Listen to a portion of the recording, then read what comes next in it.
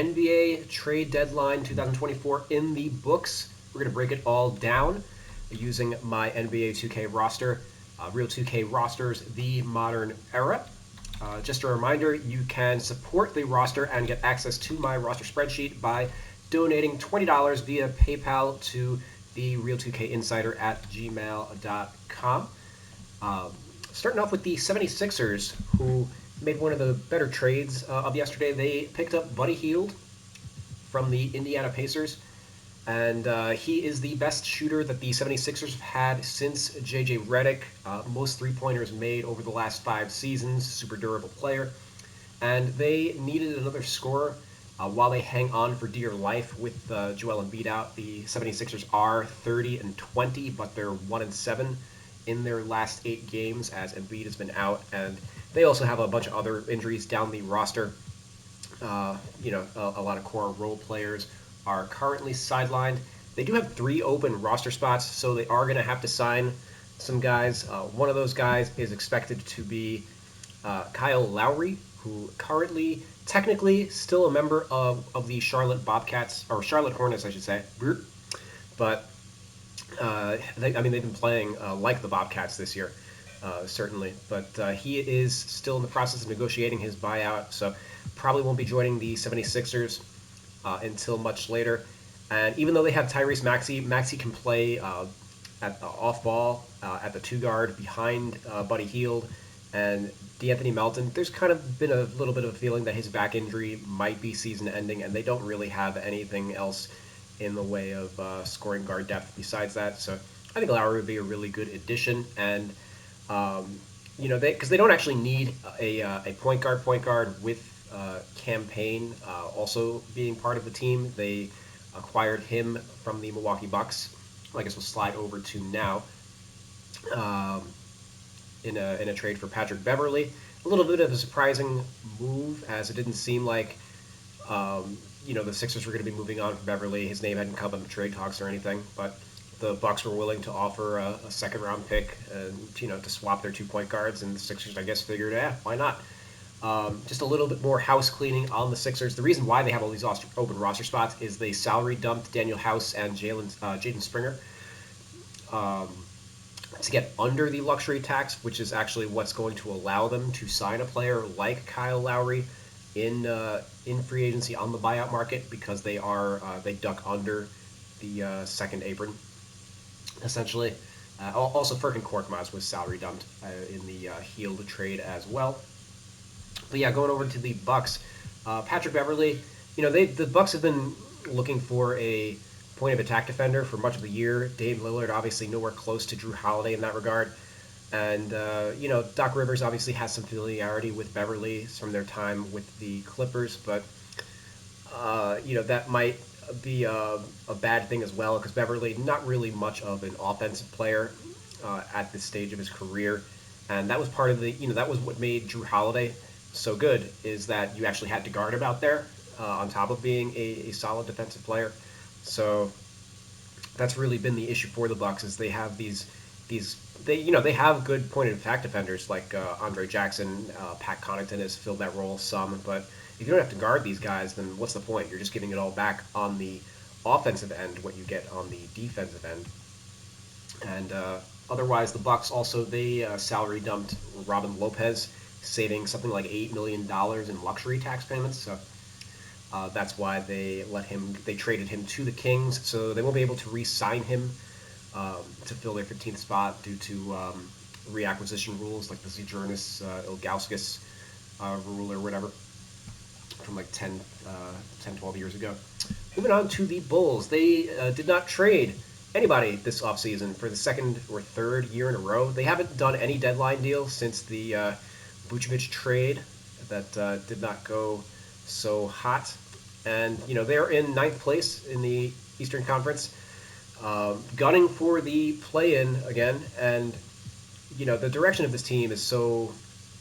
Their management is just like so detached from reality in terms of where the franchise should be going. They should be getting value for guys like Andre Drummond and Alex Caruso, but even DeMar DeRozan, but they're just not. And normally a team like it would be one thing if DeRozan was under contract for next year, but he's not. He's an unrestricted free agent.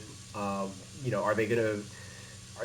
Maybe they just expect that they're going to re-sign him, that they'll be able to make the best offer in free agency, and he'll just take it. But like, I'm not necessarily sure that he's 100% to return. And then what's the point? And I think Zach LaVine's injury. Zach LaVine's probably the one guy that they would like to move, but they can't because his contract sucks. And even before he got hurt, he was just viewed as too negative an asset for any team to pick up. And I think his injury, or his decision to get season-ending surgery, is ultimately what led to him probably not getting traded. Because he's the one that's hard to move, I would personally be moving on from the guys like DeMar DeRozan. DeRozan and LaVine just aren't a great fit next to each other. They have other two guards on the team between Caruso, Ayo Dosunmu. So if you can't move LaVine, just move the other guys, I think. But the Bulls, not really sure what they are doing. The Cleveland Cavaliers, they, like the Bulls, did not make a move, but they didn't necessarily need to. They have been red hot of late as they've gotten all their players back from injury. And they have 2 open roster spots at the moment, but one of those is probably going to go to Craig Porter Jr. when they convert him to his standard contract, so I don't anticipate that they need to bring anybody in. They do have if they need anything, it's a backup center, as Tristan Thompson is still suspended for like 20 more games or whatever, and they haven't been thrilled with Damian Jones behind him, but there's not a ton of options on the buyout market. I guess I'll go over that once we get through all these teams. Celtics, they picked up Xavier Tillman on trade deadline eve for 2 second-round picks and Lamar Stevens. And I think that Tillman rather, is a good fit for the Boston Celtics. He's another big man. They probably prefer him over Luke Kornet in a playoff series just due to his defensive versatility. And definitely probably over the long term. He's kind of like a poor man's Al Horford. Does a lot of the same things defensively. And speaking of Horford, I moved him over to the power forward position, as he does play a fair amount next to guys like Porzingis and Luke Kornet. And they weren't able to get like another prototypical, or not prototypical, but like a modern power forward, like an upgrade from Moshe Brissett. They weren't able to really get that. So by getting Tillman, they're essentially committing themselves to playing Horford more at the 4 going forward, which will probably help him stay healthy and whatnot.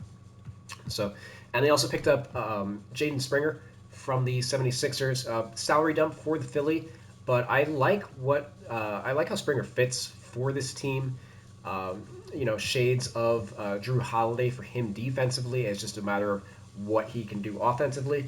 I think he's a better overall fit. Or he's what they were looking for from Delano Banton, who they sent out to the Portland Trailblazers for a highly protected pick that's basically never going to convert because it's like top 55 protected. The Blazers are awful and not going to be a top 5 team by the time I think it's like 2027 or 2028 when the pick has to convey. So LA Clippers, they made a very minor move. This was the last trade deadline where they could trade cash because they're going to be a second apron team for the foreseeable future. So they sent out some cash to get the draft rights to Ismael Kamagate from the Denver Nuggets. He was the 46th pick in 2022, 23-year-old French center. He's a backup in Italy. There's a chance he could come over one day, but basically because they are restricted from using cash in trades now, they could basically would want to, instead of cash, they can send over the draft rights to a guy or something like that. Like, hey, or, the thing that you usually use to like as a filler in trades, since they can't use cash, they get a draft rights guy. So that was basically their rationale for that. But based on like their center depth, I wouldn't expect him to come over like anytime soon or anything. And he probably is going to be like a second or third string when he does anyway. If and when he does. Memphis, they blew up their team a little bit. At least in terms of the healthy pieces, they traded Tillman for some seconds. They'd obviously traded Steven Adams for Victor Oladipo, and a couple seconds previously, or actually 3 seconds if I recall. They cut Oladipo as they didn't end up moving his contract again after the deadline, and they brought back Yuta Watanabe, who basically started his career in Memphis, and then I believe he joined up with Brooklyn, and that's when he kind of had his like big minutes breakout. So they bring back him into their organization. They seem to like him, and they sent out David Roddy, who just overall is really disappointed since they drafted him. Really, since they traded Kyle Anderson for the David Roddy and Sheikh Larabia picks, that those really didn't work out too well. The only reason Sheikh Larabia is probably still on the team is because they couldn't trade him because he just makes like too much money for he's worse than most G League guys. Like guys like Matthew Hurt, who they brought him on the hardship exception, Trey Jemison, and I'm not even going to bother trying to say this guy's name, but those guys I think are viewed as better players than Larabia. And they also, I guess worth noting, not a trade that happened, but after the deadline, when they cut Oladipo, they opened up a roster spot, so they converted Gigi Jackson to a standard contract, gave him a four-year contract. I don't know the exact guarantees or whatever on it, but obviously Jackson has played great since with all the players getting hurt of late. So definitely earned his standard contract with this team. One of the youngest players in the NBA, but he's played really well. I've got him at a 75 overall, and that's more or less the state of the Memphis Grizzlies as they go through this gap year with all the injuries to their players. Going over to the Hawks, they did not make any moves. DeJounte Murray stays put. They didn't find a deal that they liked for him or Bogdan Bogdanovic. And at the end of the day, I think they were right to not make a move.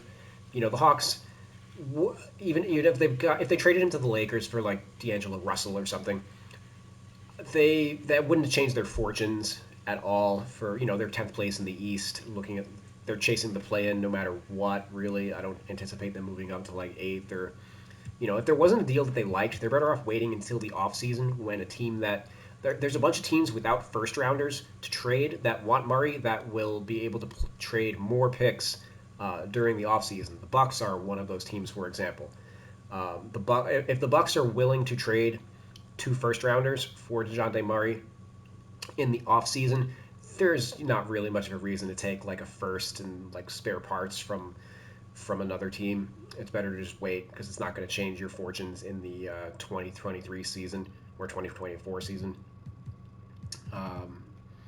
But yeah, that's essentially why they sat on their hands, and the Hawks have no open roster spots, so they're not. This is their team for better or worse. Miami Heat, they are a second apron team for what it's worth, so there's a few players they can't bring in on the buyout market. That Kyle Lowry, obviously they let him go in the Terry Rozier trade, and due to the reacquisition rules, they would not be able to reacquire him anyway. But their team is their team. They do have one open roster spot. Maybe they'll fill that with a guy, but there's not a ton of great options for them to do that. The Charlotte Hornets, they got a couple picks in this from Dallas. For picking up Grant Williams, sending out PJ Washington. Both of these guys were restricted free agents and struggled to find a deal this past offseason. And Williams, we'll go over him that more in the Dallas section, I guess, but he didn't really fit with the Dallas Mavericks, and they basically give a first rounder to the to the Charlotte Hornets just to get off the contract. PJ Washington hasn't been great or anything either, so it's just a matter of like I think Williams' contract runs one extra year, so they pick up a light first round pick in order to make that swap, and they also sent out Gordon Hayward to the OKC Thunder. Did not get a first in that trade, but They got a bunch of throw-ins, I guess you could say. They're taking some flyers on some guys. Vasilij Micic is probably the most significant contract-wise because he's on a multi-year deal and makes like $7 million a year, I believe. He didn't really fit in OKC in terms of their system, and they kind of knew that when they signed him. That was more or less like they had the draft rights to this really good player in Europe, and it was at age 29, it was kind of put up or shut up on whether or not they were ever going to bring him over. So they signed him to a deal and they trade him, and hopefully he can carve out a consistent backup role with the Charlotte Hornets. He seems like he probably would fit with their team, as there is some similarity between him and LaMelo Ball. They are uh, taller guards and they are really good passers. So it would seem more likely that he'd fit in well here rather than OKC, where he would have been asked to be more of like an on-ball scorer, and it's just like not really his game. That's what they're looking for out of their point guard and like a spread system. Whereas here they're running a more of a traditional pick and roll game with the center, who is definitely not stretching the floor or anything. So um, yeah, they pick up Trey Mann to take James Bouknight's job. They do waive Bouknight, as they brought in a bunch of guys. Seth Curry as well. Seth Curry, his father obviously played for the Hornets during his heyday. So this is a homecoming for him, and I think he's under contract for next year as well. So I don't anticipate that he'll end up on the buyout market. They'll actually want to keep him around just for like the feel good vibes. The guys who want to be in Charlotte, etc., are valued there. But for Trey Mann, I don't really like his fit as much of a flyer on this team because they already have Nick Smith Jr., who's basically the same exact player. Uh, a shoot first two guard, 6'5", 180, like doesn't really have can't not big enough to play up at small forward, not good enough of a playmaker to really be a one. So just more or less like a scoring combo guard. And yeah, Grant Williams. It's funny. They have a gaping hole at the three. Uh, I'm not sure whether or not they plan on starting him because Miles Bridges has played mostly. He's played the four the entire year, and they've been starting Cody Martin while Gordon Hayward has been sidelined. Maybe they think that Grant Williams can be a small forward. He certainly rebounds like a small forward rather than like a power forward. But I think there were questions about his ability to play point of attack defense at the three. But I mean, on a low stakes team like Charlotte, it's definitely possible, I think. And certainly he's more capable of playing the three than PJ Washington, I would say. So that's something I'm going to keep an eye on. I'm curious. Because again, it's not like Cody Martin has been playing particularly well at the three either. He has something like a 47 true shooting percentage or something like that. Utah Jazz, they also did a little bit of an overhaul for their team. Basically the same thing that they did last year. Last year they were a 500 team. They had surprised, but they traded some players to get draft assets and kind of tank their season intentionally. Which is what they did when they sent Mike Conley to the Timberwolves last year. So they kind of did the same thing again, sending Kelly Olynyk to the Toronto Raptors, and that kind of throws their like what they were doing kind of out of whack. They also sent Simone Fontecchio to the Detroit Pistons, who was their starting small forward for much of the year. So they had actually been using Lauri Markkanen as the four with Fontecchio at the three, and then John Collins at the five, and then bringing Walker Kessler off the bench. But based on like the way that their depth chart shakes out now, like uh, they required Kevin Knox in the Fontecchio deal, but then waived him. So he won't be suiting up for them. They don't really have any other small forwards on the team. Who knows if Otto Porter's actually going to suit up for them or not? And then you've got Bryce Sensabaugh, who's played under 100 minutes this year, been playing mostly in the G League the entire year. So I ended up moving back to the traditional, well, not traditional, because Laurie is like traditionally a power forward, but the alignment that they have been using last year, and basically so what's the reason for them to trade Kelly Olynyk and Fontecchio and also Ochai Agbaji? Well, they also have Sensabaugh, who we mentioned before, but also Taylor Hendricks, who was a lottery pick, who they have not played at all. They drafted these guys, so they are going to have to play them. So they were not going to bring back, as much as they loved Kelly Olynyk, it didn't make sense for them to bring him back and continue to block these guys. So during the second half of the season, I expect to see we're going to see a lot more of Utah's rookies. And even if the basketball fit of like Collins at the 4 and Kessler at the 5 is not great, I think that they're just going to rock with it throughout the rest of the season.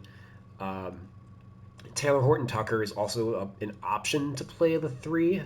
He does have a bit of bulk for a 6'4" guy, but he doesn't really fit on the court with a Colin Sexton or a Chris Dunn. So I would lean against it, but certainly it's a possibility. And maybe he does end up as like the backup 3, given that Otto Porter's it is a major question of whether or not he ever plays for this team.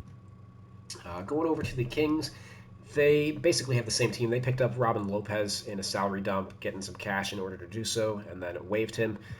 They used their 15th roster spot then to convert Keon Ellis to a standard contract, 3 years. They like what he's done as he's not even like a natural point guard, but they liked what he did when Fox was hurt earlier in the year as a backup point guard. So they gave him a standard contract, and they signed Mason Jones to a 2-way. Mason Jones, I believe, last played with the LA Lakers like 2 years ago. So he is not currently in the game, but the 2K will be able to add him very quickly since he's in their database somewhere. So he'll probably be on my roster tomorrow when they re-add him in. Going over to the New York Knicks, who they made the biggest impact trade of the deadline, in my opinion. They picked up Bojan Bogdanovic and Alec Burks from the Detroit Pistons, sending out Quentin Grimes, the contract of Evan Fournier, Malachi Flynn, Ryan Arcidiacono, and 2 second-round picks, the Knicks 2028 and 2029 second rounders. They do have 3 open roster spots, or 2.5 really, because Taj Gibson is on a 10-day contract. He did sign a second 10-day contract today, and I would expect that they'll probably keep him on the roster as one of those 3 opening guys. But because they have 2 more open spots, they should be players on the buyout market. And it was announced after the deadline that OG Anunoby is actually going to miss. Very curious timing. Like, they definitely waited until after the deadline to make the announcement, because otherwise a team like Detroit maybe could have been able to extract a little more value from the Knicks at the deadline. But OG is going to have elbow surgery and be out for approximately 3 weeks, basically the rest of the month, and be reevaluated at the start of March.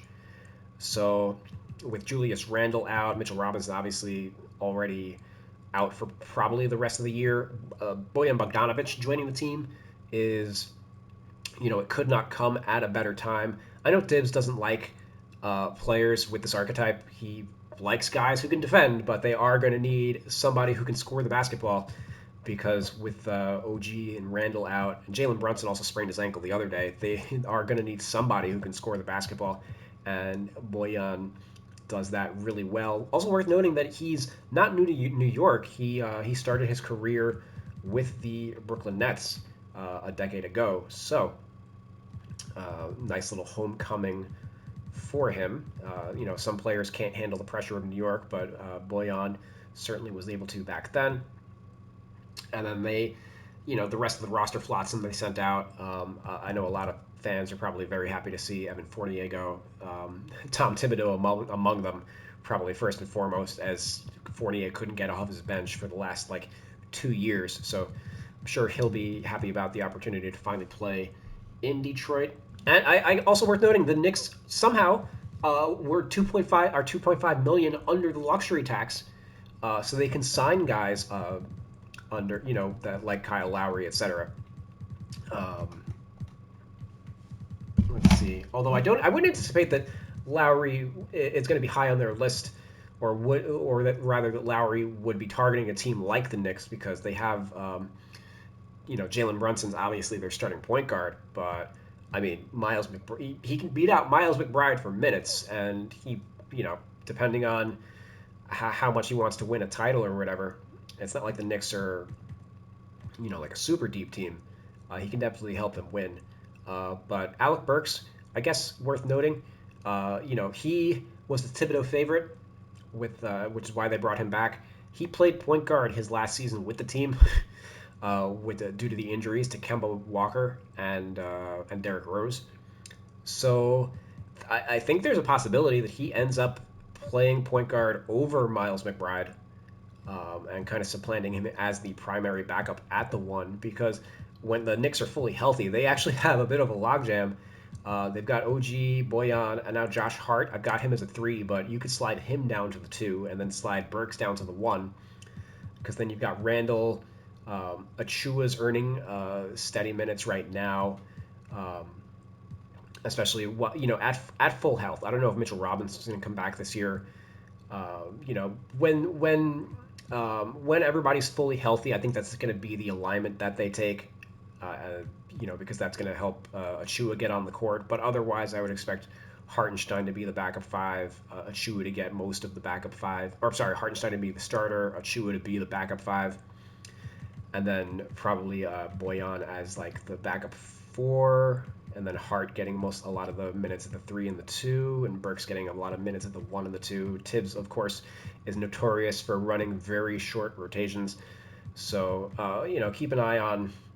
Might be time to sell high on your Miles McBride stock. He, of course, did get a 3-year deal or 3-year extension from the Knicks earlier this year. So, at the very least, he doesn't have to worry about his next contract while he's getting crunched for minutes. But going to the Lakers did not make a deal at the deadline. Ultimately, they just didn't have enough to make a swap for DeJounte Murray.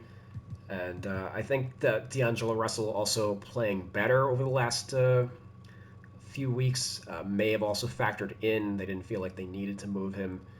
But and I think teams might have been scared off by Russell's player option for next year. And guys like Hashimura and Russell, I guess, probably will get moved during the summer. Jared Vanderbilt also becomes eligible to be traded at that point. They do have an open roster spot, so it's possible they could get somebody on the buyout market. But they've really missed Gabe Vincent this year. They just don't have anybody who can provide solid point of attack defense. And somebody like Patrick Beverley, in theory, would have been the player that they would target. But they've already he played on the team last year, and they already moved on from him. Which, by the way, is why I don't think he's a great pickup for the Bucks or anything, because that's more or less the role that he was in with the Lakers last year. But the Orlando Magic, maybe a little surprising that they didn't make a trade. Eventually, they're going to need to consolidate some of these guys into a star, but I think due to the injuries to some of these guys, it kind of tanked their values a little bit. Like Markelle Fultz, I think what they're going to do is just ride out the string with this team and see what they do in the playoffs, and then be able to make decisions from there, because the fact that Fultz keeps getting injured kind of makes it difficult for the team to evaluate him and decide whether or not he's going to be the starter moving forward, or if it's going to be Anthony Black, or and then Cole Anthony. They can't really move on from him because they just need somebody if Fultz goes down again. Jalen Suggs is playing out of position. He really might be their point guard of the future. We'll have to see. Gary Harris, I would have thought contenders would have been interested in him, but he also got hurt, only came back a few games before the deadline, so that might have factored into him not getting moved. Between They've got Wendell Carter at center, who was hurt most of the year, which led them to rely a lot on Gogo Batadze. Started a lot of games this year, but Mo Wagner's probably ahead of him in the rotation when everybody's healthy. So, like, Batadze's, like, technically a third string, but also showed that he can start when called upon, kind of similar to, like, Isaiah Hartenstein with the so he might be on a little bit of a similar career path. There's just a lot of uncertainty, and obviously Jonathan Isaac, I think he can help a lot of contending teams, but maybe not at $18 million a year. And he's a guy that they might look to move during the offseason because he does still have a non-guaranteed deal for next year, so they can use that in a trade, possibly, for salary matching to bring in a star or whatever. But yeah, the Dallas Mavericks, they, according to most experts, probably had the worst trade deadline of any team. They traded a couple first-round picks to bring in P.J. Washington, who was all the way down here, almost not even on the screen. That's how low impact he is, and Daniel Gafford. I actually like the Gafford part of this better than the P.J. Washington thing. I say Washington, that's actually where they got him from. He's got a little bit of an overlap with Derek Lively II, but Derek Lively II broke his nose and is going to be out of the lineup for a little bit. And they, I guess, need a center, to get them through that gap. Maxi Kleber has been really injury prone for like the last few years of his career, so they probably felt like they couldn't rely on him. And he's obviously a completely different player than a Gafford or a Lively. He's more of like a 3-and-D type. He's more like a 3-and-D 4 that just plays the 5. And as he gets older and deals with more injuries, it's kind of affected his mobility a little bit. So he's becoming less effective in that role. And then Dwight Powell is, he's okay on like he's on a small contract or whatever, but at age 32, he's kind of like a poor man's version of Daniel Gafford to begin with. So they, I think they're happy with their core. If these three guys were their centers moving forward, I think they'd be happy. And I think Gafford's probably good enough to start over Lively, at least in the short term, and then let Lively, kind of earn it. It's good for Lively to have some competition for minutes. He is only 19 years old. But then the P.J. Washington aspect, they traded first for P.J. Washington. I don't like P.J. Washington at all. He's only a 77 overall in my roster. I look at his stats and I'm just like, what does this guy do well? To like, why is he held in like high regard? Like, he puts up points on a bad team, but he doesn't do it with any type of efficiency. He's not really a good defensive player at any position. They really just made this trade to get rid of Grant Williams, and I'm guessing Grant Williams, they brought him in to be like the fourth best guy on the team, and he ended up being like an eighth or ninth guy at the end of the day. Lost his starting job to Derrick Jones Jr. I'm guessing that Luka Doncic really did not like Grant Williams, and that they made this move just to kind of acquiesce to Luka, because they are a little bit desperate. They need to not have Luka request a trade, because they need to show some success with this team, or else Luka's going to want to leave and not sign an extension. And they, this is the year, so they're willing to trade picks, because if Luka decides that he's going to go, the guys who are in charge of the team are not going to be in charge of the team anyway, so it's going to be the next GM's problem. So, but they're chasing after. It's not too dissimilar from the Bulls. They're chasing after mediocrity, in a sense, because it's not like they're what, like a 7th place team or whatever, and it's not like these trades make them better in like a playoff series or anything. The team, what if the Mavericks in a playoff series as like a 6th or 7th seed team, the fact that they got in Gafford and Washington, it's not like they're any less likely to win those playoff series compared to when they had Grant Williams. You know what I mean? But they will help in like the regular season and whatnot. I think a guy like Washington is, and even Gafford, those guys are more regular season players rather than guys that make high impact in a playoff series. The Brooklyn Nets, speaking of teams that will be high impact in a playoff series, they moved on from Spencer Dinwiddie, trading him to the Toronto Raptors for Dennis Schroeder. Dinwiddie kind of played himself out of Brooklyn, and Schroeder, like he'd been scoffing at the Raptors acquired Emmanuel Quickly about a month ago, essentially taking Schroeder's starting job. Schroeder is just like committed to he believes he's a starting point guard in the NBA, and I with the 79 overall, I don't really think that's the case. He's like maybe the 30th best point guard in the NBA, which is maybe technically a starter, but I certainly wouldn't be excited to have him as the starter on a team, and he may not even be because they might end up running Ben Simmons there. But they Dinwiddie was expiring, and they definitely weren't going to bring him back. And Schroeder at least is under contract for next year at $13 million. So he gives them a little bit of stability. They can move him also in a trade during the offseason. But they bring him in, and they also brought in Keita Bates-Diop. Where is he? Essentially swapping him for Royce O'Neal, getting a second round or a couple second round picks from the Phoenix Suns in order to make that deal. Bates-Diop is not too far from being Royce O'Neal, if we're going to be perfectly honest. And worth noting, the Nets didn't trade Dorian Finney-Smith, which I don't really understand because, they're not a playoff team. They are like pot committed apparently to, they don't want to rebuild. They really want to make things work.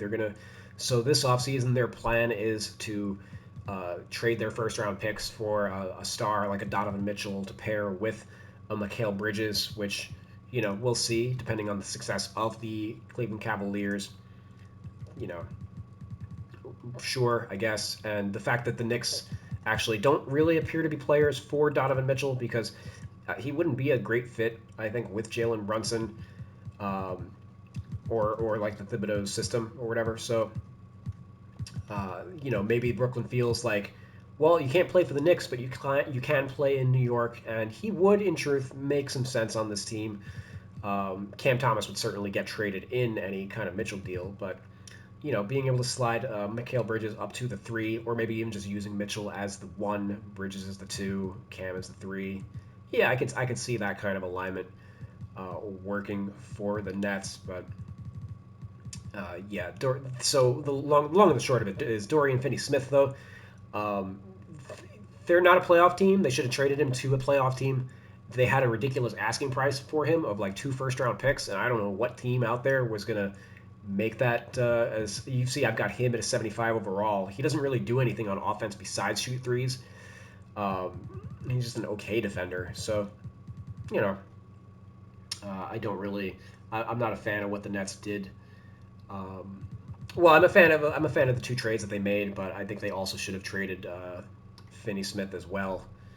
And yeah, the Nuggets. I'm a fan of what they did. They did absolutely nothing. They are the defending champs. Their rotation is set for the playoffs, so no real notes. The Indiana Pacers, they traded out Buddy Hield, which I thought was curious because they are the number 1 offensive team in the NBA, and they just traded for Pascal Siakam. They've got Tyrese Halliburton, who's essentially like a top 10 player in the NBA when healthy. And I thought Hield fit really well, but he is a free agent, and I guess the team knew from like their contract negotiations with them that they were not going to be bringing him back, so they move him. They picked up Marcus Morris from the Sixers and then traded him for Doug McDermott to the San Antonio Spurs. So going from Buddy Hield to McDermott, definitely a downgrade, in terms of like overall talent. But I guess they were able to use it to like balance their roster just a tick, as now T.J. McConnell is definitely the de facto point guard, and probably Andrew Nembhard is the starting 2 guard moving forward. They have Benedict Mathurin. He's going to pick up a lot of the backup 2 guard minutes, might even eventually start. And then you've got Nesmith and Doug McDermott at the 3. And then the power forward spot is more or less set. So I do feel like they have a better... The roster isn't more talented, but there is better roster balance in terms of the positions that all these guys play. But otherwise, it was kind of a curious move because I don't think that they necessarily needed to move on from Buddy Hield. He was a really good fit all on the court for them. Pelicans did not make any trades. I was a little surprised that they didn't trade Najee Marshall, as this is a team that does want to duck under the luxury tax. And they do have 2 open roster spots. They are going to eventually have to sign 1 player. They could end up converting Matt Ryan to a standard contract. I think Ryan was out for like 2 months or so, but he played really well before that, so I can see him getting a standard contract. And then Detroit, they were the busiest team on the day, for what it's worth. But as mentioned, they picked up Simone Fontecchio. Well, I guess you know what? Let's actually just break this down by position because I think I covered both teams that they traded with. Oh well, also they traded with Minnesota. They Shake Milton and Troy Brown Jr. are the players that they acquired from Monte Morris. So breaking down the positions, so they swap out Monte Morris. I got Malachi Flynn as their third string. They picked up Shake Milton, who was a point guard for the Sixers. However, I mean, not for the Sixers. Well, yes, for the Sixers, but also the Minnesota Timberwolves. He has the build of Alec Burks, so I think I put him at the 2 guard just because I think he fits into that kind of mold. They pick up Quentin Grimes, so I think it's a solid get for this team. And definitely, I didn't talk about with the Knicks, but because they signed Dante DiVincenzo and how good he's been, they were not going to re-sign Quentin Grimes to any type of like big contract or anything once he became like a restricted free agent. So it made sense to move on from him before it was too late. So I think that Detroit is going to be a good opportunity for him, and certainly somebody who can fit very well next to Cade Cunningham. They definitely need shooting on this team, but Shake Milton, I think, can be a solid, a good bench guard for Detroit.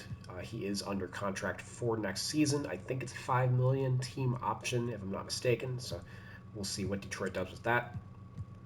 Evan Fournier is technically free. I don't know how much Detroit is going to use him. Probably more of a 2 guard than a 3. I just have him at the 3 because that's where he played with the Knicks when he took the court. He was more or less an R.J. Barrett replacement. But if you look at the depth for the Detroit Pistons, they have quite a bit at the 2 guard. So I kind of would expect Fournier to continue playing at the 3, where really the only players they have are Fontecchio and Troy Brown Jr. I guess it's worth noting that with Fontecchio, I have him penciled in as the starter. However, if he starts like 5 more games, he's going to meet the starter criteria, which raises like his qualifying offer and like cuts into Detroit's cap room a little bit. So there is an outside chance that they would not start him for like non-basketball reasons. But I think they should just not worry about that and just start him because I wouldn't start Fournier and I wouldn't start Troy Brown Jr. Certainly not on a team that needs shooting next to Cade Cunningham. But Troy Brown Jr. he's a solid backup, kind of a journeyman at this point, bouncing around the league a little bit. 1, 2, 3, 4 is now his 5th team in like 5 years. So.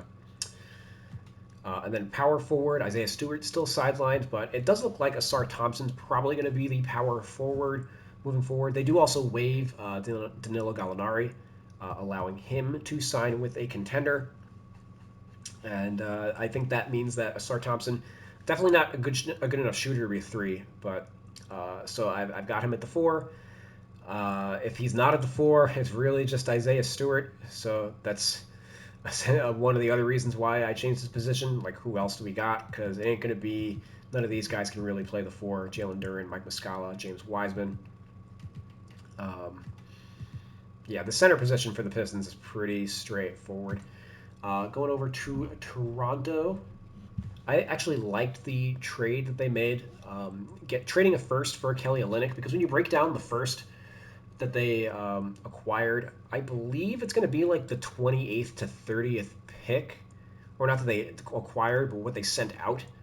I think it's like the worst of OKC or the Clippers pick, and those are two of the best teams in the NBA record wise. So it was not going to be a high pick. This is not a good draft. So I don't really have an issue with the with what they gave up. Kelly Olynyk is from Toronto, is most likely going to resign, is a really good basketball fit for what they need because they don't have a backup center behind him. They've been using two-way Jonte Porter, and he's basically Chris Boucher, but good at basketball. Boucher's been bristling at his role, so like Olynyk is essentially a long-term fit for Boucher there as well. Also, Boucher 30 like versus Olynyk 32. It's kind of crazy how much more Olynyk has actually accomplished in his career than Boucher so far. But I have Bruce Brown. He did not get traded. They traded out Dennis Schroeder and then brought in Spencer Dinwiddie and then waived Spencer Dinwiddie because they didn't want him to get like a contract bonus or whatever. Um, so because they didn't trade Bruce Brown, they don't have an actual backup point guard. So because he's played point guard previously in like others with other teams, like he was a combo guard with the Nuggets this year, but prior like he was more of like a 2-3 with the Raptors so far. But due to just lack of other options, I've got him as the backup point guard right now. And they bring up Ochai Agbaji, who former number 14 pick. I think he's a solid culture guy for the team, kind of in the Quentin Grimes vein of 3-and-D type of player. Gary Trent is somebody who's probably not going to be with the organization long term, so he could end up starting at some point. And he's definitely a better player than Grady Dick, who has more or less disappointed. The only reason I have Dick's overall so high is because he's actually been prior to the deadline. He was in their rotation. He was doing terribly, shooting like 37% or whatever. But I just needed to get him up there because he is technically playing over guys like McDaniels and Jordan Nwora. I do expect Jordan Nwora to have a bigger role post deadline, as they did also send out Thaddeus Young and Otto Porter and Kira Lewis Jr. In these trades. Going over to the Rockets, they did not make a trade. They did pick up Steven Adams earlier in the week. There was talk about the team possibly targeting somebody like Robert Williams as somebody that Ime Udoka has. He played for Udoka a couple of years ago, but essentially Adams is filling that role, so there was no need to pick up Robert Williams. And they got some young guys that they weren't really going to move. Maybe they cut somebody like a Reggie Bullock who's not really playing, but not like Bullock has.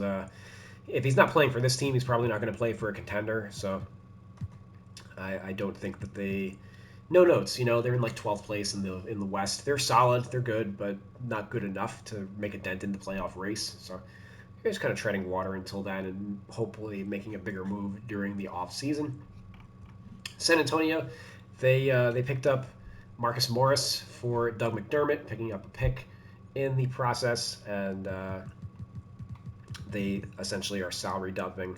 Where Marcus Morris spurned the Spurs a few years ago in free agency, and they offered him something like 2 years, $10 million, and then he ended up signing like a 1-year deal with the New York Knicks for $17 million. So it was more money than the deal, but because he'd like already committed to it, he made the Clutch look bad. So like Rich Paul got rid of him as a client, which is partly why Rich Paul and like Clutch and the Knicks did not have a good working relationship, is because of that signing. And it was reported in the a few days ago that Clutch and the Knicks are on like good terms again. So I guess they were able to settle their differences over what happened. But Marcus Morris, like that ended up being a really good deal for him, like turning down the Spurs, because he signed with the Knicks, did really well for the Knicks, and then got traded to the Clippers, and then signed a 4-year like 68 million or 64 million deal with the Clippers. So he made substantially more money doing that than he would have with the Spurs. But he did end up with the Spurs in the end of the day, and they do cut him. So they got their revenge. Marcus Morris is going to be one of the top targets on the buyout market. And then the Phoenix Suns, they sent out a lot of their roster flotsam, moving on from Yuta Watanabe, Jordan Goodwin, Keita Bates-Diop, Chimezie Metu. I guess worth noting that Maytu was cut by the Grizzlies, who acquired him, and Jordan Goodwin was cut by the Nets, who acquired him. Um, and they picked up Royce O'Neal, who I hold in such high regard. He's all the way down here, and David Roddy from the Grizzlies. David Roddy's more or less a flyer. Age 22, he can still develop a little bit, but offensively just hasn't really been efficient enough to really contribute on a playoff team. So he's kind of a wait and see guy. Definitely an interesting prototype at 6'4", 255. Has guard skills for like a big man, but I say big man, like a stocky. He's hoping to one day be a PJ Tucker at the end of the day. And Royce O'Neal kind of fits that mold. Royce O'Neal, of course, reunited with Kevin Durant, who I guess loves him because it's the second time he's had a team trade for him. But yeah, I don't. I don't. That doesn't really. None of these moves really move the needle for the Suns very much. I think. OKC, they took maybe the biggest gamble or swing or whatever with the picking up Gordon Hayward from the Hornets. They trade some roster flotsam in Trey Mann, Vasilij Micic, and I didn't mention, I guess, before, but Davis Bertans. And they bring in Gordon Hayward, who, when healthy, is probably in the closing lineup over Josh Giddey, as he's a better shooter than Giddey. And they have a fair amount of, Hayward's a good ball handler, and Giddey's more of a point guard, and that's not something that they need with Shai Gilgeous-Alexander in the starting lineup. I was a little surprised that they didn't move Giddey. Maybe that's something that'll happen during the off season. Maybe with Giddey's off court drama, like he was just too toxic of an asset, like PR wise, to trade at the current moment, at least for like positive. For value, but they are also in first place, so like if it ain't broke, don't fix it. And who knows if Hayward's ever going to play? He's just like perennially questionable, even when he is healthy. So, he can definitely swing a playoff series, I think. But during the regular season, they're just going to probably take it easy with him. It's basically not too different from like, they make some salary dumps for a guy that otherwise would have been on the buyout market. So it's good that they were able to get a little bit of value by picking him up. And I guess also worth noting that Lindy Waters III, he used one of the open roster spots that OKC has. They converted him to a standard contract. OKC still has one roster spot open, so they can bring somebody in. They definitely need a point guard. Now, they moved out 2 point guards, and Cason Wallace has been playing the 2 for much of the year, so he's really been like a 2-3. And Isaiah Joe's really been a 3. So I would anticipate that they would bring in somebody who's like technically a point guard. And there are definitely some options for them to bring in.